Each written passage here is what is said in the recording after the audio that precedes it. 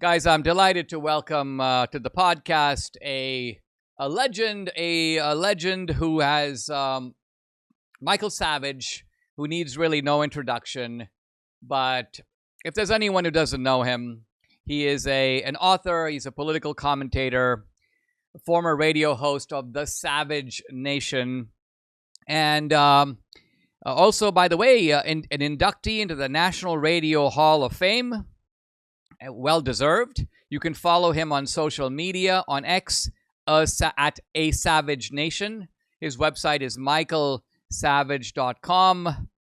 Hey, thanks for joining me. I really appreciate it. And you were just telling me a moment ago that you have a new article out, a new post up that is about how the woke right is fracturing the GOP. This has obviously become a huge topic, and I'd like you to spell out some of your themes so that we can start to get into it and understand better what's going on here. Thanks, Dinesh. It's a pleasure to be on your program. I always enjoy the interchange between the two of us. And as I awoke this morning at dawn, alone in the bed, in the darkness of the night, in the still of the night, I thought, wait a minute, I have something that I could write for Dinesh's show called Woke Right Fractures GOP.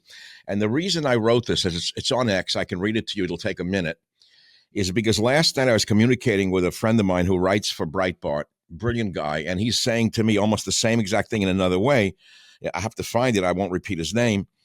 It's about, he's saying, can we do an article today, right after your show, about what's going on in the Republican Party? Like, what happened to Trump? Why is he losing his base? What has he done here? Is he losing his base, in fact? And of course he is. And I then did a thing on the H-1B visas last night online. It attracted a big response. And all I said was, if you've been affected by H-1B visas in the tech industry, respond here. And of course, you see the horror stories. But can I read this woke right fractures GOP, Go for it. Dinesh? Yeah, let's hear it. How the woke right fractured the Republican Party, just as America is climbing out of the rubble of the woke left, which blames white people and America itself for all the problems of the blacks, gays, and immigrants. Along comes a black racist named Candace Owens with her little Goebbels, Nick Fuentes, and the once reasonable Tucker Carlson. Collectively, they have found a new niche, the Jew. Find a problem, the Jew is the cause. The Fireflies, who comprise the leadership of the woke right, wrap themselves in patriotism and a form of Christian nationalism that borders on outright Hitlerism. They claim the Jews are satanic without realizing their own religion, which they have hijacked, that is, Christianity, is based on Judaism. In essence, they are condemning themselves without knowing it. Eventually, they will find themselves exactly where the Hitler movement found itself, as National Socialists without a belief in God. Now, while insisting their anger and hatred is directed at Israel's leader Netanyahu, all Jewish people now find themselves in the crosshairs of a new Reich on the right.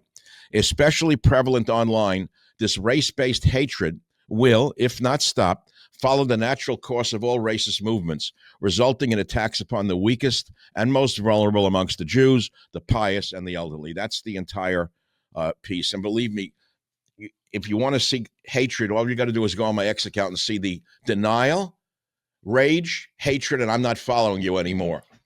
Yeah, I mean, I've got to say that I'm seeing a fair amount of this on my own feed now. Some of it is just, and it's very odd because Debbie and I were talking about this.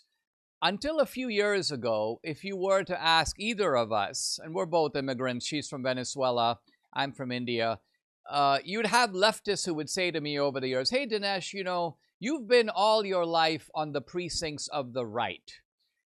Tell us what kind of vicious racism you've experienced on the right. And I would go, you know what? I have nothing to tell you because the right is not racist. Even the so-called far right is not racist. I've experienced very little, if any, of it. And so it is very different than what you think.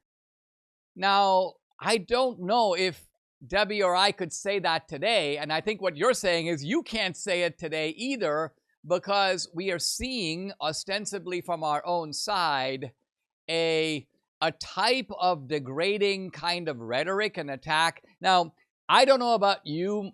Michael, but my personality is such that I find all of this, it doesn't fluster me. I'm actually very entertained by it.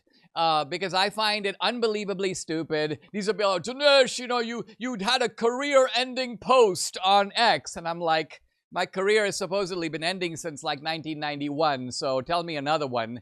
It doesn't faze me, but I don't. My wife says, Dinesh, you're not normal. You don't react in a normal way to this kind of stuff. A normal person would be completely disgusted, would be totally revolted, but what we agree on is what we are both seeing out there. So here's my question to you. If the anger is about the economy, if the anger is about H1B, if the anger is about woke indoctrination in the schools, like, where do the Jews come into it? Like, why would you go there as your mode of rescue? Well, it's this. I think there's a simple answer. Jews don't fight back generally. They're a pacifist people in America.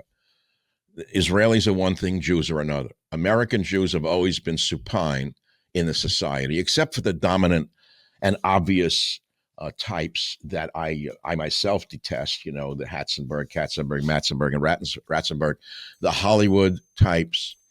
I wrote a thing a while ago called "From Einstein to Weinstein in One Generation." Actually, from Einstein to Epstein in one generation, to make it What more an current. interesting title.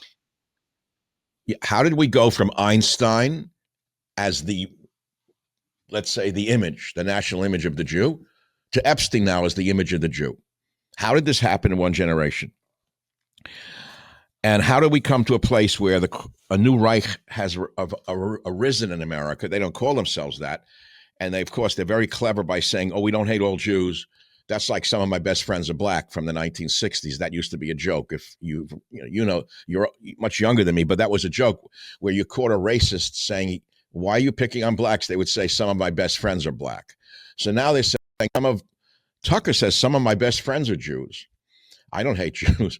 So it's a clever way of disguising a convenient scapegoat, which is not to say that there aren't people of the Jewish heritage who I find, let's say, abhorrent, but that's my position.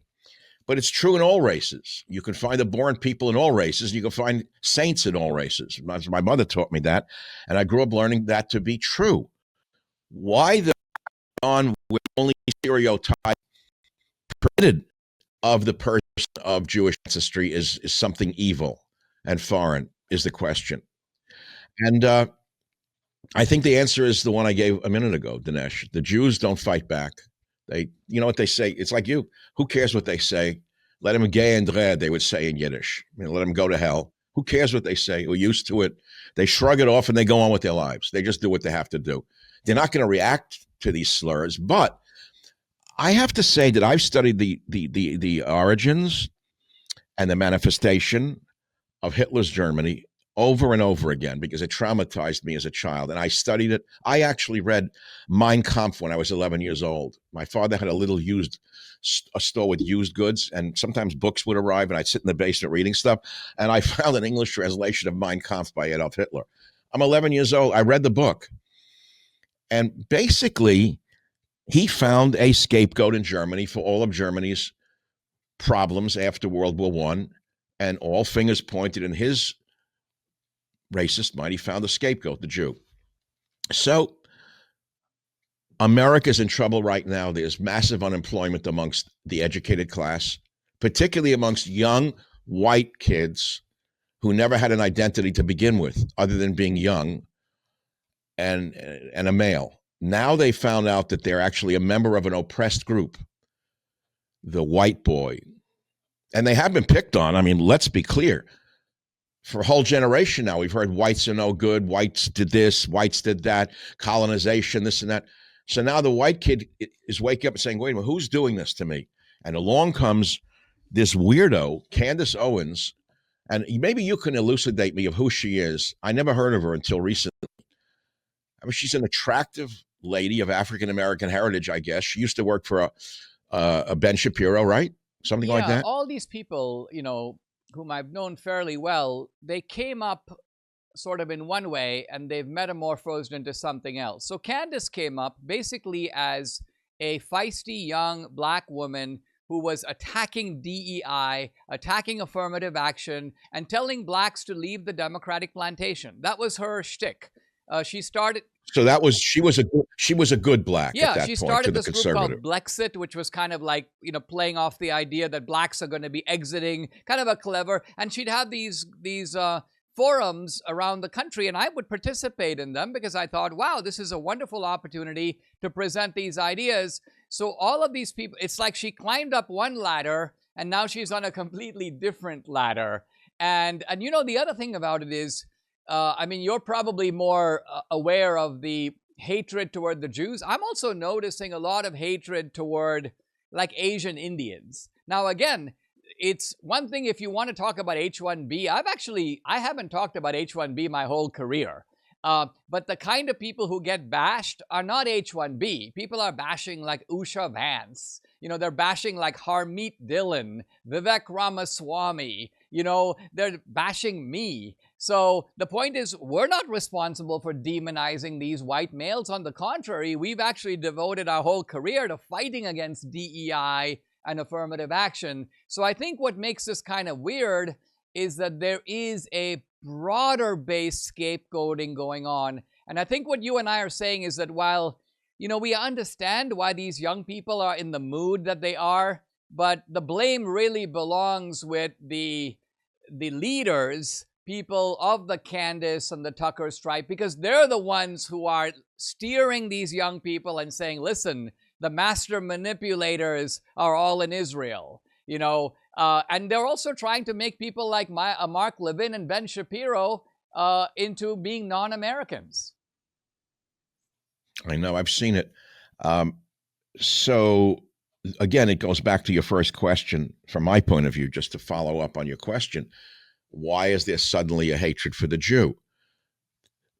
So Jews are overrepresented as billionaires. How could they say, how could 2% of the population make up 50% of the billionaires? So I say to them online, because they work harder and they work smarter than you do. While you're spending your time espousing hatred on the internet, they're working at their careers or at their businesses, making a living. They're not paying attention to this drivel. That's how. There's another reason for it that goes deeper than that. The Jewish person, in all the years, the thousands of years since the dispersal from the ancient times, has been in the diaspora. And what did the Jew do in these 2,000 years of the diaspora? They were still following their religion, which was, they were the people of the book. They were reading the holy book, the Bible, the 5 books of Moses. Then they were reading a thing called the Talmud, which the Nazis or racists or the white supremacists said, oh, the Jew said this in the Talmud. They don't read Hebrew, but they know the Talmud. They're experts in the Talmud, all of these white nationalists. So there are horrible things in the Talmud written by what? The Talmud is commentary over 2,000 years by thousands of different opinion makers. They were the talk show hosts of their time. And they didn't have a microphone. So they wrote commentary on various things. And amongst them were some nuts, crazy people, weirdos. It got encoded into the thing called the Talmud. So the white nationalist reads about this and says, oh, all Jews believe what this guy in the 14th century said somewhere in Mongolia in a Jewish temple. And that becomes the Jewish religion for them. But you see what I'm saying? So what I'm saying is, so the Jewish person was reading the Bible. They're people of the book. They're very literate people because they were reading and commenting upon the holy books for thousands of years. So now they find themselves in the modern world. They're freed suddenly of racism, and they can apply their intellect to a numerous fields, and they excel. Not because they're devious, not because they cheated, because they worked harder. You worked harder. You said you came in with nothing as a kid, basically. Well, remember the last time we talked? It just occurred to me that the Talmud is a little bit like the X platform of its own day, right? Where you have all kinds of crazy people and kooks and smart people too, all kind of weighing in. I don't think most people know that's what the Talmud is. They think the Talmud is kind of like the Jewish perspective, the authoritative version that is basically telling Jews this is the way that you need to interpret the ancient scriptures, not realizing that the Talmud is actually more like a platform for a wide and disparate group of voices of all different types, weighing in on very often opposite points of view about the ancient scriptures. Yes, and in the 19th century, a rabid anti-Semite somewhere, I think it was in Germany, I'm not sure which European nation, picked up on some of the crazy ones who had written in the Talmud over the years, pulled out the nutty stuff, and said, "This is the Jew." And that's what the Christian nationalists, the loser ones, the forlorn ones, the lost souls are focusing on without even knowing what they're talking about. So I before we get sidetracked, I've just got to say this to all of you who don't believe a word I'm saying. Say, oh, he's one of them. He's a Zionist. Listen to me. Go into a very religious, pious Chabad house on a Saturday morning, unannounced, and see what goes on in there. See about the conspiracy that you have in your mind about Jews. And what you'll find instead are people praying to God, not talking politics, chanting together in the same way they have done throughout the world for thousands of years. There's no politics. It's all religion. It's all worshiping the one true God, period. That's what the religion is. It's not a political orientation. It's a religion. So you can hate the religion. You don't have to be Jewish. You could be Christian. You could be Buddhist, Hindu. You could be agnostic. You could be atheist. Doesn't matter. But before you attack an entire ethnic group, because they're making Jews into an ethnic group, which when it really isn't, there are blonde, tall, blue-eyed Jews. There are short Jews. There are fat Jews. There are skinny Jews. There's not an ethnic group. It's a religion. You've got people in Sweden who look like Vikings who are Jewish. It's a religion. They don't understand that it's not an ethnic group. And then they come up with the weird thing, Dinesh. Have you seen this is over the last few years, the Khazarians? Someone came up with that nonsense. That the Jews are an offshoot of some tribe. The Khazarians are not really Jewish. The real Jews are the Arabs. You talk about denaturing an entire people, stripping them not only of their identity, but of their whole reality. It's pretty ugly, Dinesh. It really is. And here's the thing. If you start by debasing an entire people, it ends up with violence. The first law in Germany was really benign. I don't know. People don't know this. I may have mentioned it on your show last time we talked. You know, the first law in Nazi Germany against Jews was benign. You know what it was? Jews cannot swim in public pools with Aryans. That's all it was. It was nothing more than that. I said, the Jews figured, who the hell cares? You know, they don't want us to swim. We'll build our own swimming pool. That's the way the Jewish people, they just shrugged it off. I learned from that. And unless you nip this in the bud, we're now at the swimming pool phase online. Unless you stand up to these small-minded, basically intellectual dwarfs, this could metastasize into something much worse.